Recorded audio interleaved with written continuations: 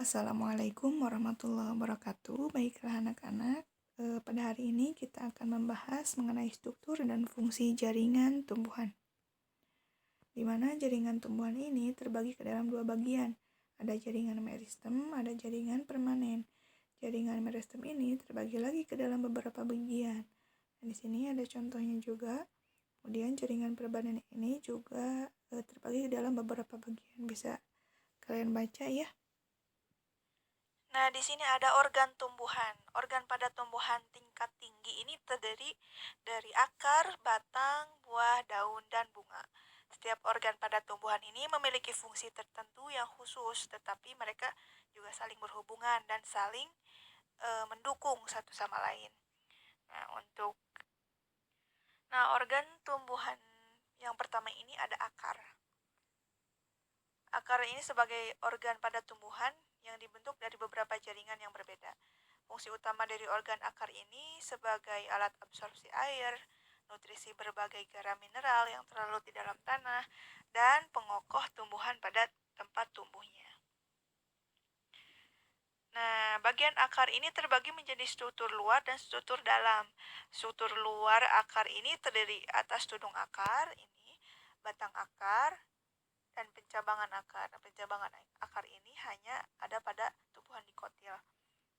Dan juga ada bulu-bulu akar. Sementara itu, struktur bagian dalam akar ini atau disebut dengan anatomi akar ini terbentuk oleh jaringan epidermis, korteks, endodermis, dan stele atau silinder pusat.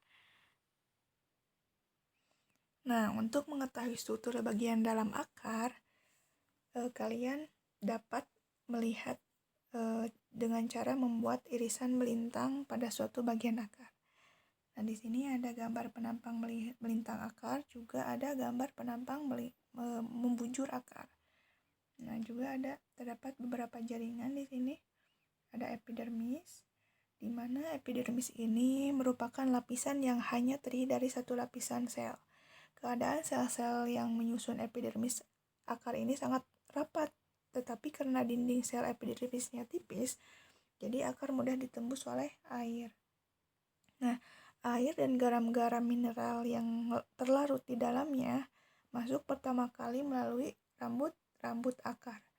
Nah, rambut akar ini merupakan hasil dari penonjolan epidermis yang arahnya keluar.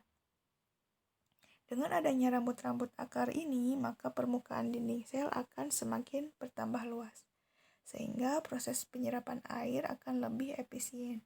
Kemudian ada korteks. Ini korteks.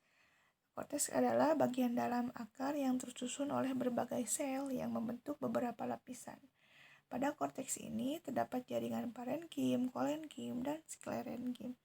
Korteks tersusun oleh sel-sel yang susunannya longgar, yang menghasilkan ruang di antara sel-selnya, yang disebut rongga antar sel. Rongga antar sel berfungsi untuk proses pertukaran gas. Dinding-dinding sel pembentuk korteks keadaannya itu tipis. Hal ini memberikan kelancaran pada proses pertukaran gas. Kemudian ada endodermis. Endodermis ini merupakan bagian dari jaringan akar yang terdiri dari satu lapisan sel juga. Nah, terdapat di bagian dalam jaringan. Kemudian ada stele atau silinder pusat. Silinder pusat ini terbentuk oleh berkas-berkas pengangkut dan beberapa jaringan lain. Berkas pengangkut yang membentuk silinder pusat ini yaitu silem, flum, dan vesicel. Letak silem dan flum pada silinder pusat tumbuhan monokotil berselingan tersusun secara teratur sehingga membentuk jari-jari radial atau berbentuk lingkaran. Pada tumbuhan dikotil, silemnya terdapat di pusat akar dan flumnya mengelilingi silem. Oleh karena itulah lapisan ini disebut dengan silinder pusat. Di sini ada gambar penampang pembujung akar, terdapat tudung akar yaitu untuk menerobos ke bagian tanah. Kemudian ada batang. Batang ini berfungsi tempat lewatnya air yang telah diserap akar menuju daun menopang cabang dan daun, menentukan tata letak daun, dan sebagai tempat cadangan makanan. Di sini juga ada ujung tunas, ada tunas samping, ada lentisel. Di mana ujung tunas ini itu untuk membentuk organ baru, yaitu batang dan cabang. Sedangkan lentisel ini yaitu bentuk batang yang memiliki banyak lubang kecil seperti pori-pori pada bagian epidermis. Lentisel ini berfungsi sebagai alat pernafasan bagi tumbuhan dan membentuk proses pertumbuhan itu sendiri. Nah, kemudian di sini ada gambar penampang melintang batang dikotil dan penampang melintang batang monokotil. Secara anatomi, struktur akar dan batang tidak terlalu jauh berbeda. Perbedaan keduanya hanya dalam ada tidaknya endodermis. Pada akar terdapat lapisan endodermis, sedangkan pada batang tidak terdapat lapisan endodermis. Susunan lapisan batang dari luar ke dalam ini yaitu epidermis, korteks, dan stele. Nah, di sini ada epidermis. Sama halnya dengan yang terdapat pada akar, bahwa lapisan epidermis ini terbentuk oleh satu lapisan sel yang susunannya rapat dan tidak memiliki ruang antar sel. Nah, kemudian ada juga korteks. Korteks ini tersusun oleh sel-sel parenkim yang keadaan dindingnya itu tipis. Sel-sel parenkim pada korteks batang ini tidak beraturan sehingga mengakibatkan banyak ruang di antara sel-selnya. Kemudian ada silinder pusatnya. Silinder pusat ini terdapat di bagian korteks, dalam korteks. Di bagian terluarnya terdapat lapisan disebut dengan perisikal. Silinder pusat ini mengandung sel-sel parenkim dan berkas-berkas pembuluh angkut yaitu xilem dan flum. Nah, di sini. Nah, berdasarkan letak xilem dan flum pada batang, berkas pembuluh angkut ini dibedakan menjadi 5 tipe. Ada kolateral terbuka, kolateral tertutup, dan bikolateral, ampifasal, dan amfikribal. Nah, di sini ada kolateral terbuka, di mana apabila letak flum berada di sebelah luar xilem dan di antara xilem dan flumnya terdapat lapisan kambium. Nah, jadi di antara lapisan xilem dan flum terdapat kambium. Kemudian ada kolateral tertutup, yaitu flumnya itu terletak di sebelah luar xilem. Flum itu terdapat di sebelah luar xilem.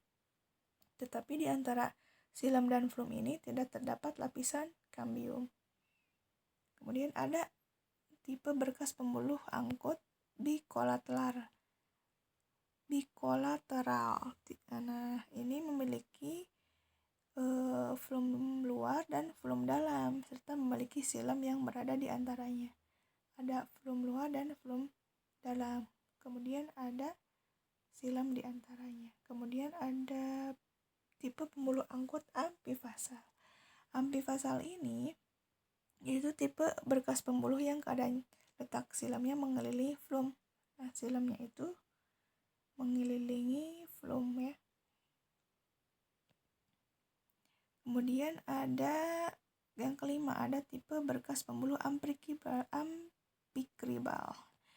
yang memiliki flum yang mengelilingi xilem. Jadi flum ini mengelilingi xilem.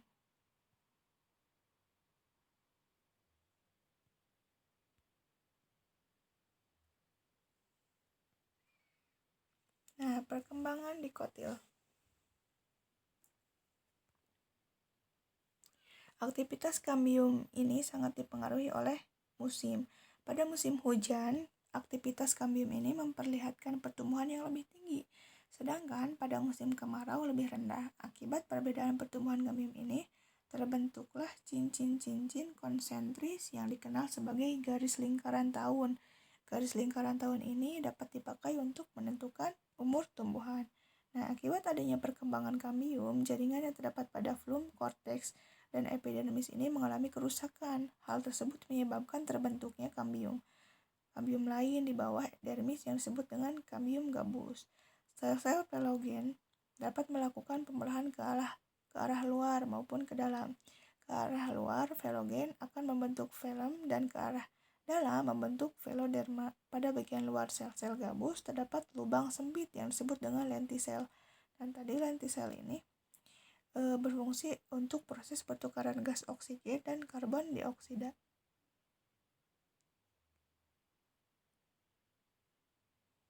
Nah, kemudian di sini ada organ tumbuhan yang selanjutnya ada daun. Nah, daun ini merupakan salah satu organ yang sangat penting dalam kehidupan tumbuhan. Kenapa? Karena pada daun ini terjadi proses fotosintesis yang menghasilkan berbagai bahan makanan untuk pertumbuhannya. Fotosintesis dapat berlangsung di daun karena daun memiliki jaringan parenkim yang mengandung klorofil. Nah, selain klorofil, pada daun ini terdapat kloroplas atau sel pembentuk klorofil. Kemudian ada juga epidermis, berkas pembuluh angkut, xilem dan flum, dan sebagainya. Nah, di sini ada epidermis. Epidermis pada daun ini merupakan sel-sel yang tersusun dari satu lapisan sel yang dindingnya sel ini mengalami penebalan.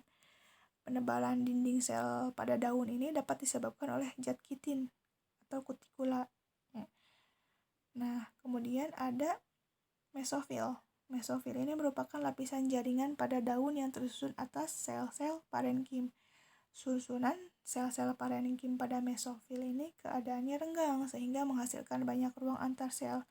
Pada tumbuhan dikotil, mesofil ini seringkali berdiferensiasi menjadi jaringan lain, yaitu palisade atau jaringan tiang, kemudian dan spon, jaringan bunga karang.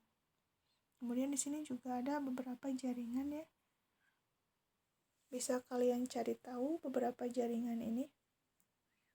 Kemudian, nah di sini ada macam-macam bentuk daun. Nah, yang ini ada daun tunggal, yang ini ada daun majemuk, dan ini ada daun majemuk ganda. Nah, secara morfologi, kelengkapan daun ini terdiri dari bagian-bagian yang berupa upi daun, tangkai daun, pelepah daun, dan helaian daun atau lamina.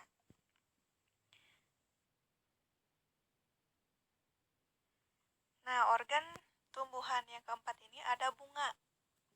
Pada tumbuhan, bunga ini hanya muncul pada fase tertentu, yaitu pada fase di mana tumbuhan akan memulai perkembangbiakan atau fase reproduksi. Buah merupakan organ tumbuhan yang terbentuk setelah bunga mengalami proses penyerbukan. Dengan demikian, organ bunga dan buah ini disebut pula sebagai organ tambahan. Bunga sebenarnya merupakan hasil